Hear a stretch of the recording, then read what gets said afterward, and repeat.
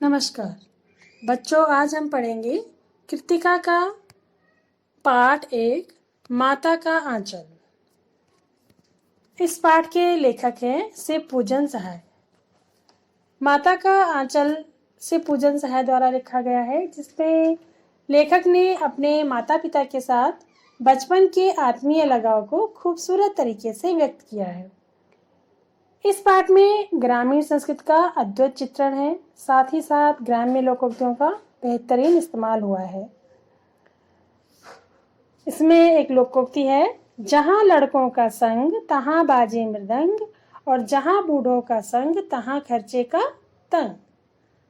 जहाँ लड़कों का संग तहाँ बाजे मृदंग, अर्थात इसका मतलब ये हुआ कि जहाँ एक ही उम्र के बच्चे या लड़के इकट्ठे होते हैं, वहाँ पर शोर शराबा और किसी भी बात को लेकर के शोर शराबा होता रहता है। और जहाँ बड़े बुजुर्ग लोग बैठे होते हैं, जहाँ वयस्क लोग बैठे होते हैं, वहाँ पर घर परिवार के खर्चों का ही विवरण होता है। ठीक है, तो ऐसे और भी कई लोकोक्तियाँ इस पाठ में मौजूद हैं। लेखक का बचपन का नाम तारकेश्वर नाथ होता है, और जिसे घर में या यूँ कहें कि खास करके उसके पिताजी प्यार से भोलानाथ क्या कहते थे, भोलानाथ कहकर बुलाते थे। लेखक भी अपने पिता को बाबूजी और माता को मैया कह के पुकारा करते थे। तो जो ये पाठ है, इस पाठ में अगर हम देखें तो मुख्यतः लेखक के बचपन से ही संबंधित कुछ बातें हैं। तो चलिए जानते हैं आगे। बचपन में लेखक ज़्यादातर वक्त अपने बाबूजी के सानिध्य में गुजारा करते थे। वे अपने पिता के साथ ही सोते, सुबह जल्दी उठते और पिताजी के हाथों से स्नान करने का सुख भी प्राप्त करते थे, यानी उसके पिताजी ही उसको नहलाते थे। जब लेखक के पिताजी रामायण का पाठ पढ़ते, तब वह उनके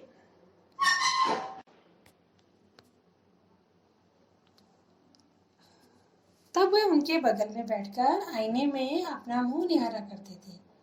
पिता की नज़र जब लेखक पर पड़ती तो वे लजाकर आईना नीचे कर देते थे। इस बात पर लेखक के पिताजी मुस्कुरा देते थे, यानी वो शर्माते भी थे अपने पिताजी से लेखक, और लेखक अपने माथे पर तिलक लगवाकर खुश हो जाते थे।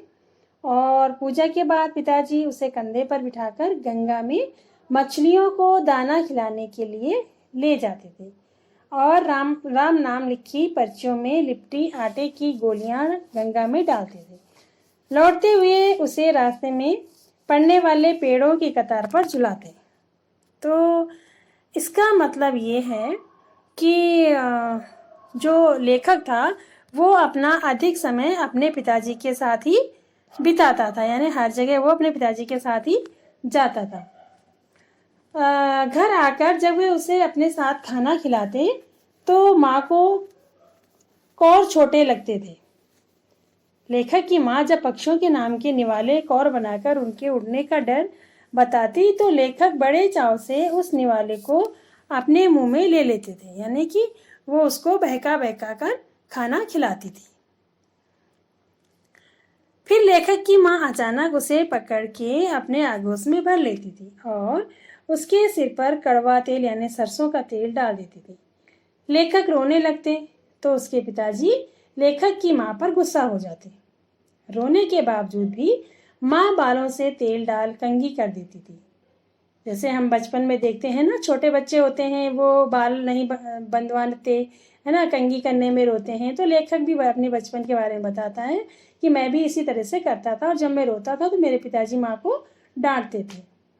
कुर्ता टोपी पहनाकर और चोटी गूंथकर फूलदार लट्टू लगा देती थी सिर में उसकी माँ, और लेखक रोते रोते बाबूजी की गोद में बाहर जाते थे।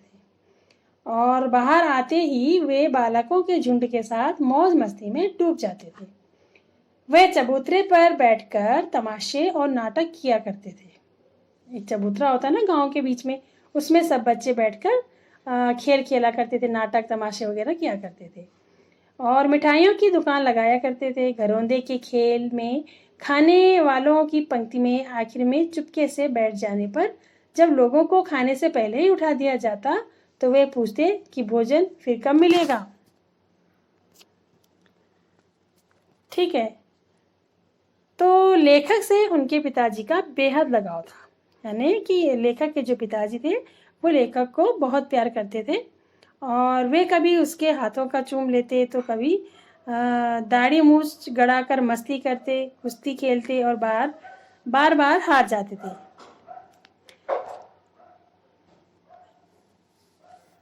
फिर क्या होता था? लेखक अपने दोस्तों के साथ आसपास के छोटे मोटे सामान को जुटाकर इतनी रुचि से खेलते कि उन खेलों को देखकर सभी खुश हो जाते थे। बचपन के खेल बड़े ही सुंदर होते हैं।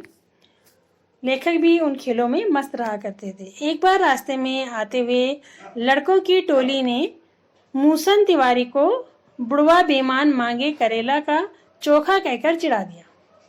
तो मूसन तिवारी ने उनको खूब खदेड़ा। जब वे लोग भाग गए तो मूसन तिवारी पाठशाला पहुंच गए, यानी बच्चे बड़े बुजुर्ग को चिढ़ाते हैं अपने आपस में, है ना। और जो मूसन तिवारी था उसको चिढ़ाकर बच्चे कहाँ पहुंच गए? स्कूल पहुंच गए। अध्यापक ने लेखक की खूब पिटाई की। ये सुनकर पिताजी पाठशाला दौड़े दौड़े आए। अध्यापक से विनती कर पिताजी उन्हें घर ले गए। फिर वे रोना धोना भूलकर अपने मित्र मंडली के साथ हो गए और खेतों में चिड़िया को पकड़ने की कोशिश करने लगे। चिड़िया के उड़ जाने पर जब एक टीले पर आगे बढ़कर चूहे के बिल में उसने आसपास का भरा पानी डाला तो उसमें से एक सांप निकल आया और डर के मारे लुढ़क कर गिरते पड़ते हुए लेखक लहूलुहान स्थिति में जब घर पहुंचा तो सामने पिता को बैठकर हुक्के गुड़गुड़ाते हुए देखा। पिताजी के साथ सदा अधिक समय बिताने के बाद भी उसे अंदर जाकर माँ से चिपटने में सुरक्षा महसूस हुई। माँ ने घबराते हुए और चिंतित अवस्था में आंचल से उसकी धूल साफ की और हल्दी लगाई। यानी कि क्या कहा गया है कि जो लेखक था वो हर वक्त अपने पिताजी के साथ रहता था, उसके पिताजी उसको बहुत प्यार करते थे, है ना। लेकिन इसके बावजूद भी जब लेखक को सांप से बहुत ज़्यादा डर लग गया तो वो सुरक्षा उसको कहाँ महसूस होती है? अपनी माता के आंचल में उसको ज़्यादा सुरक्षा महसूस होती है। वो पिता के पास न जा करके माता के पास जाता है ना। उसको ज़्यादा सुरक्षा का जो है सहारा मिलता है माता के पास जाने से। तो बेशक लड़के को तब माँ की ममता, पिता के प्यार दुलार से ज़्यादा मजबूत और प्रगाढ़ लगी, पर शायद उस वक्त माँ का आंचल लेखक के लिए किसी महफूज आशियाने से कम न था। यानी लेखक को अपने माँ के पास जाने या माँ के आंचल में छुपने से बढ़कर और कोई जगह नहीं थी। उसको वहाँ पर अपना सुरक्षा महसूस हो रही थी अपनी माँ के पास, है ना। तो इसीलिए इस पाठ का नाम माता का आंचल रखा गया है कि जो बच्चा होता है वो माता के आंचल में आकर अपने आप को सुरक्षित महसूस करता है। तो बच्चों, ये थी समरी माता का आंचल पाठ का यह सारांश था। आप भी सारांश को, माता के आंचल पाठ के सारांश को अपनी नोटबुक में ज़रूर लिखिए और पाठ को एक बार आप किताब से अच्छे से ज़रूर पढ़ लीजिए। मैंने सिर्फ समरी पढ़ी है, आपके पास किताब है और आप उन किताबों को पूरा पाठ अच्छे से पढ़िए। तो चलिए, इसी के साथ ये पाठ समाप्त हुआ।